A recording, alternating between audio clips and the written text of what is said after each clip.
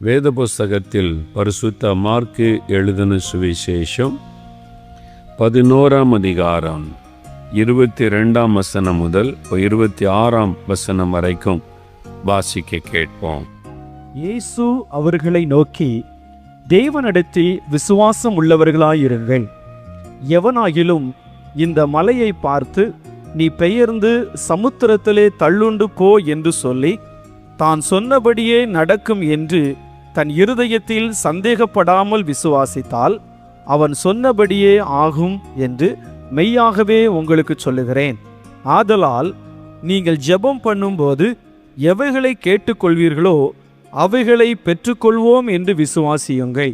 அப்பொழுது அவைகள் உங்களுக்கு உண்டாகும் என்று சொல்லுகிறேன்.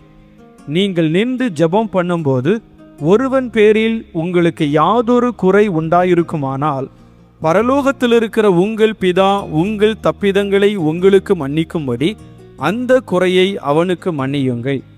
நீங்கள் மன்னியாதிருப்பீர்களானால் பரலோகத்தில் இருக்கிற உங்கள் பிதாவும் உங்கள் தப்பிதங்களை மன்னியாதிருப்பார் என்றார். ஆண்டவர் இயேசு இந்த இடத்துல ஜெபம் பண்ணும்போது ஆண்டவரிடத்திலிருந்து நீங்கள் அற்புதங்களை பெற்றுக்கொள்ள வேண்டுமானால் எப்படி ஜெபிக்கணும் அப்படின்னு ஆண்டவருக்கு ஒரு காரியத்தை சொல்லுகிறார். தேவனிடத்தில் விசுவாசம் உள்ளவளாயிருங்கள். அப்போ விசுவாசம் உள்ளவளா ஜெபத்தில் எதை கேட்பீர்களோ அதை பெற்றுக்கொள்ளுவீர்கள் அப்படின்னு முதலாவது விசுவாசத்தை குறித்து ஆண்டவர் சொல்லுகிறார். நீங்கள் விசுவாசிக்கணும், அப்போ தான் பெற்றுக்கொள்ள முடியும். விசுவாசத்தோடு நீங்கள் ஜெபிக்கணும், அப்போ தான் பெற்றுக்கொள்ள முடியும். இருதயத்திலே சந்தேகப்படாமல் விசுவாசிக்க வேண்டும். இயேசு எனக்கு இந்த அற்புதம் செய்வா, இயேசு என்னை குணமாக்குவா, இயேசு என் குழந்தைக்கு இன்றைக்கு சுகம் தருவா, இயேசு இந்த பிரச்சனையில் விடுதலை தருவா, அப்படி விசுவாசிப்பது இல்லை. எல்லாரும் சொல்கிறாங்களே ஜோமணி பார்க்கலாம், சரி ஜோமணி பார்ப்போமே, அந்த மாதிரி அல்ல. பெற்றுக்கொள்ளுவோன் என்று விசுவாசிக்கணும். ஜோமணி பார்க்கலாம் என்று சொல்லுவது வேறு, அது சந்தேகத்தோடு சொல்லுவது. ஜோமணி பார்ப்போம், வேண்டுதல் செய்து பார்ப்போம், நடந்தால் சரி, அது சந்தேகத்தோடு சொல்லுகிற காரியம். அப்படி அல்ல. நான் பெற்றுக்கொள்ள போகிறேன், இயேசு கிறிஸ்துகிட்ட இன்றைக்கு அற்புதம் எனக்கு நடக்க போகிறது, விசுவாசம். அப்படி ஜெபம் பண்ணுவார். ரெண்டாவது ஒரு காரியம் ஆண்டவர் சொல்லுகிறார், அதான் ரொம்ப முக்கியமானது. யாக்கோபு 5:16 வசனம் பாருங்க. நீங்கள் சொஸ்தமடையும்படிக்கு உங்கள் குற்றங்களை ஒருவருக்கொருவர் அறிக்கையிட்டு ஒருவருக்காக ஒருவர் ஜெபம் பண்ணுங்கள். நீதிமான் செய்யும் ஊக்கமான வேண்டுதல் மிகவும் பலனுள்ளதாயிருக்கிறது. நீங்கள் சொஸ்தமடையும்படிக்கு, நீங்கள் சுகமடையும்படிக்கு, நீங்கள் அற்புதங்களை பெற்றுக்கொள்ளும்படிக்கு உங்கள் குற்றங்களை ஒருவருக்கொருவர் அறிக்கையிட்டு ஒருவருக்காக ஒருவர் ஜெபம் பண்ணுங்கள். உங்கள் குற்றங்களை, குற்றம்னு நான் குடிக்க செஞ்சேன், கொலையா பண்ணேன், விபச்சாரமாக பண்ணேன், அதுதான் குற்றம் என்பது அல்ல. ஒரு புறங்கூறுவது ஒரு குற்றம். ஒரு ஆளை முகத்தை சுழிச்சு அவங்கள வேதனைப்படுத்துவது ஒரு குற்றம். இன்னொருடைய உள்ளத்தை காயப்படுத்தும் மாதிரி பேசுவது ஒரு குற்றம். எத்தனை மாமியார்கள் மருமகளுடைய உள்ளத்தை காயப்படுத்துகிற மாதிரி பேசியிருப்பீங்க. என்னத்தை கொண்டு வந்தோம் வீட்டில் இருந்து, உன் குடும்பமே விளங்காத குடும்பம், என்ன கடினமான வார்த்தைகள்லாம் பேசியிருக்கிறோம். யோசித்து பாருங்க, அது எவ்வளோ பெரிய பாவம். அது ரெக்கார்ட் பண்ணப்பட்டிருக்கு தெரியுமா? அவங்களுக்கு பரலோகத்தில் ரெக்கார்ட் பண்ணப்பட்டிருக்கிறாரு. இன்னைக்கு கேமரா, சிசி கேமராலாம் கண்டுபிடிச்சி ரெக்கார்ட் பண்ணாங்க. தேவன் ரெக்கார்ட் பண்ணியிருக்கிறார். பரலோகத்துக்கு போனால் ஓ மருமகளை பற்றி இப்படிலாம் திட்டினா நீ எப்படி மோட்சத்துக்கு வர முடியும்னு கேட்டால், நான் எங்கே திட்டினா ஆண்டவர், நான் ஒழுங்காக பைபிள் வாசி ஜெபிச்சேன்னா அங்கே ரெக்கார்டு ஓட விட்டுருவார். நீ திட்டினது பாரு, ரெக்கார்ட் ஆகிருக்கு பாரு, பரலோகத்தில் ரெக்கார்ட் ஆகியிருக்குது. மாமியாரை பற்றி நீங்கள் திட்டினதெல்லாம் பரலோகத்தில் ரெக்கார்ட் பண்ணி கர்த்தர் வச்சிருக்கிறாரு. மறந்துடாதங்க. நீங்கள் மறந்தாலும் பரலோகத்து பண்ணோன்னு ஆண்டவர் ஓட விடுவார். ஒரு சுவிட்சை தட்டி பாரு, இது நீ தானே பேசுன, இப்படி பேசின ஒன்றை நான் எப்படி மோட்சத்தில் விடுறது? இப்படிலாம் ஒரு மருமகளை, மாமியாரை நீ திட்டி பேசி புருஷனை திட்டி இருக்கிற, ஒரு மரியாதை இல்லாமல் புருஷனை கேவலமாக பேசியிருக்கிற, ஒரு மனைவியை நீ நேசிக்காமல் ஒரு மனைவியை எவ்வளோ கேவலமாக நடத்தி இருக்கிற, பக்கத்து வீட்டில் சண்டை, எதிர் வீட்டில் சண்டை, அடுத்த ஆளை பற்றி வீடு வீடாக போய் புறங்கூறுவது, கோல் சொல்கிறது, இதெல்லாம் நீ பேசினெல்லாம் ரெக்கார்டாகிருக்கு பாரு. இதெல்லாம் பேசிட்டு உன்னை எப்படி நான் மோட்சத்தில் விடுறதுன்னு ஆண்டவர் கேட்டா, நீங்கள் என்ன பதில் சொல்லுவீங்க? அந்த பாவத்தை நீங்கள் அறிக்கை செய்யும் வரைக்கும் அந்த பாவம் அழிக்கப்படாது. அதனால தான் வேதம் சொல்லுகிறாரு, எவனுடைய பாவங்கள் மன்னிக்கப்பட்டதோ, எவனுடைய அக்கிரமங்கள் மூடப்பட்டதோ அவன் பாக்கியவான். நீங்கள் இந்த பாவத்தை அறிக்கை செய்கிற, ஆண்டவரே என் மாமியாருக்கு விரோதமான இப்படி பேசினது உண்மைதான், என்னை மன்னியும். என் மருமகளை நான் வேதனைப்படுத்தினர் உண்மைதான், என்னை மன்னியும். என் புருஷனை நான் கேவலமாய் பேசினது உண்மைதான், என்னை மன்னியும். என் மனைவியை நான் நேசிக்காம அன்பில்லாம கோபத்தில் இப்படி வேதனையா பேசினது உண்மைதான், என்னை மன்னியும். பக்கத்து வீட்டில் சண்டை, எதிர் வீட்டில் சண்டை, என்னை மன்னியும். அதை அறிக்கை செய்யும் போது தான் இயேசுடைய ரத்தம் அதை மூடி போடும். அப்படி இல்லாவிட்டு அந்த பாவம் தொடர்ந்து வந்துக்கிட்டே இருக்கும். நம்ம சாதாரணமாக நினைக்கிறோம், இல்லை எல்லாத்துக்கும் வேதத்தில் காரியம் இருக்கு. ஆண்டவர் வசனம் சொல்லி நீங்கள் சுகமடையும்படி ஒருவர் குற்றத்தை ஒருவர் அறிக்கையிட்டு ஒருவருக்காக ஒருவர் ஜெபம் பண்ணுங்க. யார் மீதாவது உங்களுக்கு ஒரு வருத்தம், சண்டை, பகை, பேசலை, அவங்கள்ட்ட போய் ஒப்புரவாகி நீங்கள் அவங்களுக்காக ஜெபிங்க, அவங்க உங்களுக்காக ஜெபிக்கட்டும். அதான் கிறிஸ்தவ வாழ்க்கை. நீங்கள் அந்த மாதிரி ஜெபம் பண்ணி ஒருவருக்கொருவர் அறிக்கையிட்டு குறைகளை நீங்கள் ஒப்புரவாகும் போது ஆண்டவர் சந்தோஷப்படுவார். உங்களுடைய ஜெபத்துக்கு பதில் வரும், சுகம் கிடைக்கும், உங்களுடைய நோய் மாறிவிடும். ஏன் சிலர் நீங்கள் திரும்ப திரும்ப எத்தனை வாரம் வந்தாலும் சுகம் கிடைக்க மாட்டேங்குது? எத்தனை பேர் சாட்சி சொல்கிறாங்க, கேன்சர் சுகமாகுதுன்றாங்க, கட்டி மறைஞ்சிட்டுன்றாங்க, இவ்வளோ நடக்க முடியாமல் தான் நான் நடக்கிறேன்றாங்க. என்னால் மாத்திரம் ஏன் சுகம் பெற முடியல? எனக்கு மாத்திரம் ஏன் அற்புதம் செய்ய மாட்டேங்கிறாரு? உங்கள் உள்ளத்தில் கசப்பு இருக்குது. உங்கள் பாவத்தை விட்டு நீங்கள் மனம் திரும்ப மாட்டேங்கிறீங்க. உங்கள் உள்ளத்துக்குள்ள ஒரு வெறுப்பு இருக்குது. அது ஆண்டவர் பார்க்கிறா. அதனால தான் ஆண்டவர் சொல்லுகிறா, நீங்கள் நின்று ஜெபம் பண்ணும்போது யார் மீதாவது உங்களுக்கு ஒரு வருத்தம் இருந்ததுன்னா மன்னிங்க. உங்கள் நிமித்தம் யாராவது வருத்தப்பட்டிருந்தா அவர்கிட்ட போய் மன்னிப்பு கேட்டு ஒப்புரவாக்கி கொள்ளுங்க. ஒப்புரவாக்கி கொள்ளுங்க. மன்னிப்பு கேட்டு ஒப்புரவாக்கி கொள்ளுங்க. உங்கள் அப்பா கிட்ட, அம்மா கிட்ட, கணவன்கிட்ட, மனைவி கிட்ட, மாமியா கிட்ட, மருமகள் கிட்ட. நாம் போய் எப்படி என் மருமகிட்ட நிற்கிற? அவ வேணா வரட்டும். அந்த பெருமை தானே ஆசீர்வாதத்தை தடுக்குது. நான் என்ன சாதாரண ஆளா? நாம் போய் எப்படி அவனுக்கு முன்னால் நிற்கிறது, அவளுக்கு முன்னால் நிற்கிறது? ஒரு பெருமை. அந்த பெருமை தான் தடுக்கிறது. நமக்குள்ள இருக்கிற அந்த பெருமை அதான் அப்படி பேச வைக்கிறது. என் குடும்பம் கோத்தர் என்ன தெரியுமா, நீ எந்த குடும்பத்திலிருந்து வந்தவ, அதெல்லாம் பேச காரணம் பெருமை உள்ளத்தில் இருக்கிறது. நம்மை தாழ்த்தணும். ஆண்டவருக்கு முன்னால் நம்மை தாழ்த்தி அது தேவனை துக்கப்படுத்தி விடும். நம்ம சொன்ன ஒரு கடினமான வார்த்தை அவருடைய உள்ளத்தை துக்கப்படுத்தினா அது தேவனை துக்கப்படுத்துகிற ஒரு காரியம். அப்போ ஆண்டவரை சொல்லணும், மன்னியும் ஆண்டவரை.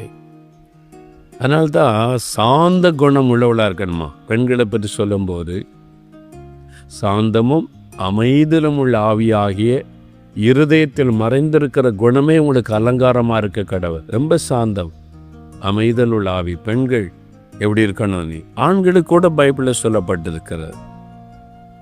யாராக இருந்தாலும் ஆண்கள் பெண்கள் வித்தியாசம் கிடையாது. எல்லாருமே நாம் தேவனுடைய பார்வையில் ஆண்டவர் விரும்புகிற அந்த வாழ்க்கைக்கு நம்ம அர்ப்பணிக்கணும். ஆண்டவரை யாரையும் நான் வேதனைப்படுத்தக்கூடாது, யாரையும் நான் காயப்படுத்தக்கூடாது, என்னுடைய செய்கையினால வார்த்தையினால இன்னொருத்தரை அவமானப்படுத்தி விடக்கூடாது. ஒப்புரவாகி மன்னிப்பு கேட்டு அதை சரிப்படுத்தி கொள்ளும் போது ஆண்டவர் உடனே ஜெபத்திற்கு பதில் தருவார். அப்போ அற்புதம் நடக்கும். அதான் ஆண்டவர் சொல்றார், ஒருவர் குற்றத்தை ஒருவர் அறிக்கையிட்டு ஒருவருக்காக ஒருவர் ஜெபம் பண்ணுங்க, உடனே உங்களுக்கு சுகம் உண்டாகிவிடும். அப்போ அந்த நீங்கள் மன்னிக்காவிட்டால் என்ன நடக்குமா? 26ஆம் வசனத்தில், மார்க் 11:26ஆம் வசனத்தில், நீங்கள் மன்னியாதிருப்பீர்களானால் பரலோகத்தில் இருக்கிற உங்கள் பிதாவும் உங்களை மன்னிக்க மாட்டார். அப்படி அர்த்தம் என்ன? உங்கள் ஜெபத்துக்கு பதில் தர மாட்டார். நீங்கள் ஜெபம் பண்ணி பிரயோஜனம் இல்லை. நீங்களே மன்னிக்காவிட்டு அவர் எப்படி உங்களை மன்னிப்பார்? இல்லைங்க, அவர் மன்னிப்பு கேட்கட்டும், நான் மன்னிச்சிடுறேன். அவங்க என்னை விரும்ப பேசினாங்கல்ல, என்கிட்ட மன்னிப்பு கேட்டோம், நான் மன்னிச்சிடுறேன். இயேசுவை சிலுவையில் அறைந்தாங்க. அவர் மேலே ஒரு குற்றமும் இல்லை. எந்த நீதிமன்றத்தில் நடக்காத ஒரு காரியம் இயேசுவை விசாரித்த நீதிமன்றத்தில் நடக்குது. அந்த நீதிபதி சொல்லுகிறார், இவரிடத்தில் ஒரு குற்றத்தை நான் காணவில்லை. பிலாத்து, அந்த கவர்னர், அவர் தான் மரண தண்டனை கொடுக்க அதிகாரம் பெற்றவர். இயேசுவை விசாரிச்சுட்டு சொல்றாரு, இவரிடத்தில் ஒரு குற்றத்தையும் காணவில்லை. ஒரு நீதிபதி விசாரித்து விட்டு இவனிடத்துல ஒரு குற்றத்தையும் காணவில்லைன்னு சொல்லிட்டு அவனுக்கு மரண தண்டனை விதிக்கிறேன்னா அந்த நீதிபதி எப்படிப்பட்ட ஆள் யோசித்து பாருங்க. அப்படிதான் இயேசுக்கு நடந்து. இவரிடத்துல ஒரு குற்றத்தையும் காணவில்லைன்னு சொல்லிட்டான். ஆனா இயேசுவை சிலுவையில் அறைந்து கொல்ல ஒப்பு கொடுத்து விட்டான். தன்னுடைய பதவிக்காக, தன்னுடைய பதவி போய்விடக்கூடாது என்பதற்காக குற்றம் செய்யாத இயேசுவை சிலுவையில் அறைந்து கொல்ல ஒப்பு கொடுக்கிறார். எப்படி இருக்கும் இயேசுக்கு? நம்மை போல ஒரு சாதாரண மனிதனாய் இந்த உலகத்தில் வந்தார். தேவன் மனிதனாய் வந்தார். முழு மனிதனாய் இந்த உலகத்திலே உலாவினார். எவ்வளவு வேதனைப்பட்டிருப்பார். ஒரு குற்றமும் செய்யல, ஆனா மரண தண்டனை தர்றேன், அடிங்க அப்படின்னா அடிச்சு அவருடைய வஸ்திரங்களை களைந்து அவரை கேவலப்படுத்தி ஒரு தெருவழியா நாயை போல இழுத்துட்டு போய் ஒரு மரியாதையை தெரியாம கூட கொண்டு போய் அவரை கொல்லல. எல்லாரும் பார்க்கும்படி அவமானப்படுத்தி கேவலப்படுத்தி குற்றமே செய்யாதவரை குற்றம் செய்ததை போல காண்பித்து அவங்க பதவிக்காக அவரை சிலுவையில் அறைந்து தொங்க விடுறாங்க. கேவலமா பேசுறாங்க, பரியாசம் பண்றாங்க. யாராவது இயேசுகிட்ட மன்னிப்பு கேட்டாங்களா? இல்லை. ஆனால் ஈஸ்வர பிதாவே இவர்களுக்கு மன்னியும், தாங்கள் செய்கிறது இன்னதென்று அறியாதிருக்கிறார்களே. அவருடைய மூல பாஷையில, கிரேக்க பாஷையில சொல்லப்பட்டிருக்கிறது, பிதாவே இவர்களுக்கு மன்னியும் மன்னியும் மன்னியும் என்று திரும்ப திரும்ப திரும்ப அவர் பரிந்து பேசிக்கொண்டே இருந்தார் என்று அந்த மூல பாஷை கிரேக்க பாஷையில சொல்லப்பட்டிருக்கிறார். அவங்க யாருமே இயேசுகிட்ட மன்னிப்பு கேட்கல, ஆனால் அவர் மன்னித்தார். உங்கள்கிட்ட மற்றவங்க மன்னிப்பு கேட்கணும்னு அவசியம் இல்லை, நீங்க மன்னிச்சிருங்க. அவங்க அந்த மன்னிப்பை ஏற்றுக்கொண்டாலும் ஏற்றுக்கொள்ளாவிட்டாலும் நீங்க மன்னிச்சிருங்க. நீங்க மற்றவங்கள்ட்ட போய் மன்னிப்பு கேட்குறீங்க, அவங்க மன்னிக்க முடியாதனாலும் பரவாயில்ல, உங்களை தாழ்த்திட்டீங்க, ஆண்டவர் உங்களை ஆசீர்வதிப்பா. எனக்கு ஒரு சகோதரனை தெரியும், சொந்தக்காரங்களுக்குள்ள சண்டை, சொத்து சண்டை, பேச மாட்டாங்க. இந்த சகோதரர் ஒரு நாள் தொடப்பட்டார், இயேசுவால ரட்சிக்கப்பட்டார், ஆண்டோடைய பிள்ளை ஆயிட்டார். அதனால சித்தப்பா குடும்பத்தில் பேசாமல் இருக்கிறோமே, நம்ம போய் சண்டை போட்டிருக்கிறோம், அது தப்பு தானே, மன்னிப்பு கேட்டு ஒப்புரவாயில்லான்னு சொல்லி ஒரு நாள் நாங்கள் வீட்டுக்கு போனார். சித்தப்பா வீட்டுக்கு போனார். கிறிஸ்தவம், அவனும் கிறிஸ்தவங்க இவனும் கிறிஸ்தவங்க. போனார். இவர் போய் பேச போனார். சித்தப்பா நாங்கள் ஏதாவது தப்பு பண்ணியிருந்தா மன்னிச்சுக்கிடுங்க, மன்னிப்பு கேட்க போனார். சித்தப்பாவுக்கு கோவம் வந்துட்டு, வெளியே போ வெளியே போ, வீட்டை விட்டு வெளியே போய், கேம்பவுண்டை விட்டு வெளியே போ, உள்ளே வா. இவர் மன்னிப்பு கேட்க தான் போயிருக்கிறார். அவருக்கு மன்னிக்கிற இருதையும் கூட இல்லை. தன்னை தாழ்த்தி இவர் போய் தாழ்த்தி மன்னிப்பு கேட்கிறார். அதை மன்னிக்கிற இருதையும் கூட அவருக்கு இல்லை. வெளியே போய் அவமானப்படுத்தி வரட்டிட்டார். அந்த சகோதரி என்கிட்ட வந்தா, என்ன நான் போய் மன்னிப்பு கேட்டேன், எங்கள் சித்தப்பா மன்னிக்கலையே. உங்கள் பாட்டை நீங்கள் கரெக்டாக செய்துட்டீங்க, கர்த்தர் உங்களை ஆசீர்வதிப்பா. நீங்கள் உங்களை தாழ்த்தினீங்க, நீங்கள் போய் மன்னிப்பு கேட்டீங்க, நீங்கள் ஆண்டவருடைய பார்வையில் சரியானதை செய்துட்டீங்க. அவர் மன்னிக்கிறாரோ மன்னிக்கலையோ அது அவருடைய காரியம். அவர் மன்னிச்சு அவருக்கு ஆசீர்வாதம், மன்னிக்காவிட்டால் அவர் ஆசீர்வாதத்தை இழந்து போகிறார். நீங்கள் கவலைப்படாதங்கன்னு சொல்லி இவரை கர்த்தர் ஆசீர்வதிக்க ஆரம்பித்தார். இவரை கர்த்தர் உயர்த்த ஆரம்பித்தார். அவர் அப்படியே தான் இருந்தார். அவருக்கு ஆசீர்வாதமே இல்லை. என்னை மன்னிக்கிற இருதயம் இல்லை. ஒருத்தர் தன்னை தாழ்த்தி மன்னிப்பு கேட்கும் போது கூட அந்த மன்னிக்கிற இருதயம் அவருக்கு இல்லை. எனக்கு அன்பானவர்களே, நாம் வாழ்கிற இந்த உலகத்தில் நமக்கு தீமை செய்கிறவங்க இருப்பாங்க. எல்லாருமே நம்ம நேசிப்பாங்க, நம்மளை ஏற்றுக்கொள்வாங்கன்னு நினைக்க முடியாது. குறை சொல்கிறவங்க இருப்பாங்க. நான் ரொம்ப சென்சிட்டிவ். ஆரம்பத்தில் யாராவது குறை சொன்னாலும் என்னால் தாங்க முடியாது. என்னை விட்டுருங்க ஆண்டவரை, ஊழியத்துக்கு ஆண்டவர் ஊழியத்துக்கு அழைச்சி 75 வருஷம் அப்படி பேசுகிறத கேட்டு என்னை விட்டுருங்க, நான் ஊழியமே செய்யலை, நான் போய் வேலை பார்க்குறேன், இல்லாத போலெல்லாம் பேசுகிறாங்க. அப்படி தான் பேசினேன், ரொம்ப சென்சிட்டிவ். ஆனால் ஊழியத்தில் வந்த பிறகு இயேசு எனக்கு கற்றுக் கொடுத்தா. அப்படி தான் பேசுவாங்க. நீ ஊழியம் செய்தா எல்லாருமே உன்னை புகழ்ந்து பேச மாட்டாங்க. குறை சொல்கிறவங்க இருப்பாங்க, குற்றம் சொல்கிறவங்க இருப்பாங்க. நீ பிரசங்கம் பண்ண அதை குற்றம் சொல்லுவாங்க. உன் ஊழியத்தில் ஒரு அற்புதம் நடந்தால் அதை குற்றம் சொல்லுவாங்க. நீ என்ன செய்தாலும் அது குற்றமாக பேசுகிறவங்க இருப்பாங்க. சர்ச்சுக்குள்ளேயே இருப்பாங்க, கிறிஸ்துவ வட்டாரத்திலே இருப்பாங்க. இதெல்லாம் எனக்கு முதல்ல ஏற்றுக்கொள்ள முடியல. ஆண்டவர் எனக்கு கற்றுக் கொடுத்தா, எனக்கு சொல்லி கொடுத்தா. என்னை பகைச்சவங்களாம் யார்? என்னை மென்டல் பைத்தியக்காரன்னு சொன்னாங்க, பிசாசு பிடிச்சிருக்குன்னு சொன்னாங்க. சொன்னதெல்லாம் யார்? சர்ச் லீடர்ஸ் தான். வேதபாரகர், பரிசேயர், பிரதான ஆசிரியர், அவங்க தான் சொன்னாங்க. நான் அதையெல்லாம் மன்னிச்சு மறந்து தான் ஊழியம் செய்கிறேன். நீயும் அப்படி தான் இருக்கணும். அது எனக்கு கற்றுக் கொடுத்தா எப்படி மன்னிக்கணும். யார் என்ன பேசினாலும் மன்னிச்சிரு, என்ன எழுதினாலும் மன்னிச்சிரு. அவங்கள குறித்து கசப்பு உள்ளத்தில் வச்சுக்கிறாத, அவங்கள நேசிக்க பழகிக்கொள். அந்த இருதயத்தை இயேசு எனக்கு கொடுத்தார்.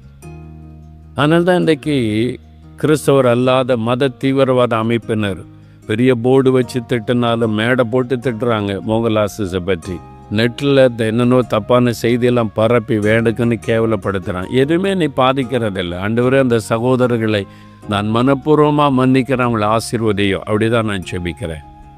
அவங்க மேலே கசப்ப விருப்பம் எனக்கு வந்ததில்லை. ஏன்னா இயேசு எனக்கு கற்றுக் கொடுத்தது. என் இயேசு மன்னிக்கிற இருதயம் உள்ளவர். என் இயேசு சத்துருக்களையும் நேசிக்கிறவர். நமக்குள்ள அந்த இருதயம் இருக்கணும். நம்மளை கேவலமாக பேசிட்டாங்களே அப்படின்னு சொன்னால் கூட அவங்கள மனப்பூர்வமாக நம்ம மன்னிக்கணும். ஆண்டவரே, அவங்கள நான் மன்னிக்கிறேன், அவங்கள நேசிக்கிறேன். அவங்க மேலே கசப்பு வர இடம் கொடுக்கக்கூடாது. இந்த உலகத்தில் யாரும் நம்முடைய பகையாளிகள் அல்ல. நான் எல்லாரையும் நேசிக்கிறேன். என்ன பகைஞ்சராக நினைக்கிறவங்க இருக்கலாம், ஆனால் நான் யாரையும் பகைஞ்சராய் கருதுவதில்லை. அதான் இயேசு எனக்கு கற்றுக் கொடுத்த அந்த இருதயம் நமக்கு வந்துட்டா, நீங்கள் ஜெபிச்ச உடனே அற்புதம் நடக்கும். நீங்கள் ஜெபிச்ச உடனே ஆண்டவர் பதில் கொடுப்பார். அதனால தான் ஆண்டவர் சொல்லுகிறார், நீங்கள் நின்று ஜெபம் பண்ணும்போது யார் மீதாவது உங்களுக்கு ஒரு வருத்தம் இருக்குந்தா மன்னிச்சிருங்க, மன்னிச்சிருங்க. அவங்க உங்கள் கணவர் தானே, உங்கள் மனைவி தானே, உங்கள் பிள்ளை தானே, உங்கள் பெற்றோர் தானே, உங்கள் அண்ணன் தம்பி தானே, உங்கள் சித்தப்பா பெரியப்பா பிள்ளைகள் தானே. மன்னிச்சிருங்க. அவங்க ஏமாத்தினது உண்மைதான், உங்களை கேவலப்படுத்தினது உண்மைதான், மன்னிச்சிருங்க. உங்கள் மேல் அதிகாரி தானே, மன்னிச்சிருங்க. ஒரு மன்னிக்கிற இருதயம் உங்களுக்குள்ள வந்துட்டா இன்றைக்கு உங்களுக்கு அற்புதம் நடக்கும். உங்களால் மன்னிக்க முடியும். அந்த கசப்பை வச்சுக்கிட்டே இருந்தீங்கன்னு வைங்களேன், உங்களுக்கு விடுதலை இருக்காது, சுகம் கிடைக்காது, அற்புதம் எத்தனை பேர் உங்களுக்கு ஜெபிச்சாலும் அற்புதத்தை பார்க்க முடியாது. உங்களுடைய இருதயத்தை ஆண்டவர் பார்ப்பார். அதனால இயேசு அந்த சிலுவையில் நமக்கு கற்றுக் கொடுத்த முதலாவது காரியம் மன்னியுங்கள், மன்னியுங்க. நீங்க மற்றவங்களை மன்னிச்சிருங்க என்பது தான். அந்த கல்வாரி அன்பை நினைச்சு பார்த்து, ஆண்டவரே நானும் மன்னிச்சிடுறேன், யார் மேலே எனக்கு வருத்தம் வேண்டாம் ஆண்டவரே, நான் மன்னிச்சிடுறேன்னு ஒப்பு கொடுங்க. ஆண்டவர் பாருங்க, உடனே பதில் தருவதை நீங்கள் பார்க்கலாம். உடனே அற்புதம் நடக்கும். இன்றைக்கு இந்த இடத்துல உங்களுக்கு அற்புதம். கேன்சர் மறைஞ்சிருங்க, சப்பானியாக இருக்கிறவங்க எளிமை நடந்துருவீங்க, குருட்டு கண்கள் திறக்கப்பட்டு விட உடனே அற்புதம் நடந்து விடும்.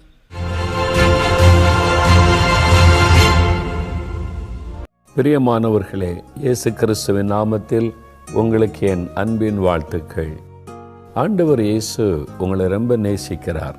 ஆண்டவர் இயேசு நமக்கு கற்பித்த முக்கியமான காரியத்தில் ஒன்று மன்னிக்கிறது, மற்றவர்களை மன்னிப்பது. நம்மை வேதனைப்படுத்தினவங்க, நம்மளை துக்கப்படுத்தினவர்களை மன்னிப்பது. நாம் வாழ்கிற இந்த உலகத்தில் மனிதர்களோடு சேர்ந்து தான் நம்ம வாழணும். ஒரு குடும்பம்னு வரும்போது கணவன், மனைவி, பெற்றோர், பிள்ளைகள், மாமியார், மருமகள், அது மாதிரி உறவுகள், அவங்களோட இணைந்து தான் வாழணும். ஒரு கிராமம்னு வரும்போது சொந்தங்கள், பந்தங்கள், பக்கத்து வீடு, எதிர் வீடு. ஒரு வேலைன்னு வரும்போது உடன் வேலை செய்கிறவங்க, மேல் அதிகாரிகள், அப்படி இணைந்து தான் வாழ்க்கை. பிஸ்னஸ்ன்னு வரும்போது நான் மட்டும் தனியாகவே இருப்பேன், பிஸ்னஸ் நடக்கணும் நடக்காது, மற்றவங்களோட சம்மந்தப்பட்டார்.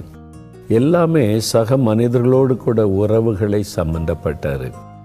அந்த உறவுகளிலே பாதிப்பை உண்டாக்க, உரசல்களை உண்டாக்க சாத்தான் பல விதத்திலே கிரியை செய்வான். சில காரணம் இல்லாமலே நம்மளை பகைப்பாங்க. பார்த்துருக்கீங்களா? சம்பந்தமே இல்லாதவங்க பகைப்பாங்க. பொறாமை, பல காரணம் இருக்கலாம். நம்மை சுற்றில் இருக்கிற எல்லாருமே நம்ம மேல் அன்பாக இருப்பாங்க அப்படின்னு எதிர்பார்க்க முடியாது. நம்ம நேசிப்பாங்க அப்படின்னு எதிர்பார்க்க முடியாது. நடிக்கிறவங்க இருப்பாங்க, ஏமாற்றி நேசிக்கிற மாதிரி காண்பித்து கொள்கிறவங்க இருப்பாங்க, நம்மை பகைத்து நமக்கு தீமை செய்ய நினைக்கிறவங்க இருப்பாங்க. அப்படிப்பட்ட ஒரு உலகத்திலே தான் நம்ம வாழ்ந்து கொண்டிருக்கிறோம். ஆனால் நாம் எப்படி இருக்கணும்? இதுதான் இயேசு நமக்கு கற்றுக் கொடுத்தார். உங்களை தாழ்த்துங்க, உடனே உங்களுடைய லைஃப்பில் இருக்க தடைகள் மாறிடும், வியாதிகள் விளைகிறோம், நிறைய ஆசீர்வாத தடைகளுக்கு எல்லாம் மாறி அற்புதங்கள் நடக்கிறதை நீங்கள் உடனே பார்ப்பீங்க. உங்கள் ஜெபத்துக்கு பதில் வருவதை நீங்கள் காண்பீங்க. சரியா? இப்போ ஜெபிக்கலாமா? கண்களை மூடுங்க. யார் மேலே வருத்தமோ அவங்கள கண் முன்னால் நிறுத்தி, ஆண்டவரே அவங்களை மன்னிக்கிற இருதயத்தை தாரும், அவங்களை நேசிக்கிற இருதயத்தை தாரும். மனப்பூர்வமாக நான் அவங்கள மன்னிக்கிறேன், அவங்களை நேசிக்கிறேன், அவங்களை ஆசீர்வதிக்கிறேன். அப்பா, என் உள்ளத்தில் இந்த கசப்பு இருக்கக்கூடாது, வெறுப்பு இருக்கக்கூடாது. அந்த கசப்பான வேரை பிடுங்கி போடும். இயேசு கிறிஸ்துவின் நாமத்தில் இந்த கசப்புகள் விலகட்டும், அவங்க ஆசீர்வதிக்கப்படட்டும். நான் அவங்களை ஆசீர்வதித்து ஜெபிக்கிறேன். என்னை வேதனைப்படுத்தி காயப்படுத்தி அவமானப்படுத்தினவர்களை நான் ஆசீர்வதித்து ஜெபிக்கிறேன். அவங்க ஆசீர்வாதமாக இருக்கட்டும்ப்பா. நான் இயேசுவின் நாமத்தில் அவங்களை ஆசீர்வதிக்கிறேன். தகப்பனே, யார் யார் இப்பொழுது மன்னித்து ஆசீர்வதித்து ஜெபிக்கிறாங்களோ அவர்களுக்கு எல்லாம் நீர் உதவி செய்யும். ஒப்புரவாக கிருபை தாரும், மன்னிக்கிற அன்பை தாரும். தங்களை தாழ்த்தி போய் ஒப்புரவாகி உறவுகளை சரிப்படுத்தி கொள்ள ஒவ்வொருவருக்கும் கர்த்தர் கிருபை தாரும். இன்றைக்கும் உடைய பிள்ளைகளுக்கு உதவி செய்யும். இவர்கள் தங்களை தாழ்த்தினபடியால் இன்றைக்கு அவளுக்கு அற்புதங்களை செய்யும். அவள் வேண்டிக் கொள்ளுகிற காரியத்தில் அற்புதம் நடக்கட்டும். இந்த பொல்லாத வியாதிகள் இயேசுவின் நாமத்தில் விலகட்டும். தடைகள் மாறட்டும், தேவைகள் சந்திக்கப்படட்டும். இதுவரை தடைப்பட்டு போன காரியங்கள் இயேசுவின் நாமத்தில் உடனே நிறைவேறட்டும். அந்த அற்புதங்களை கண்டு மகளை செய்யும். நீர் அற்புதம் செய்துவிட்டதற்காய் ஸ்தோத்திரம். இயேசு கிறிஸ்துவின் நாமத்தில் ஜெபிக்கிறோம் பிதாவே. ஆமேன், ஆமேன்.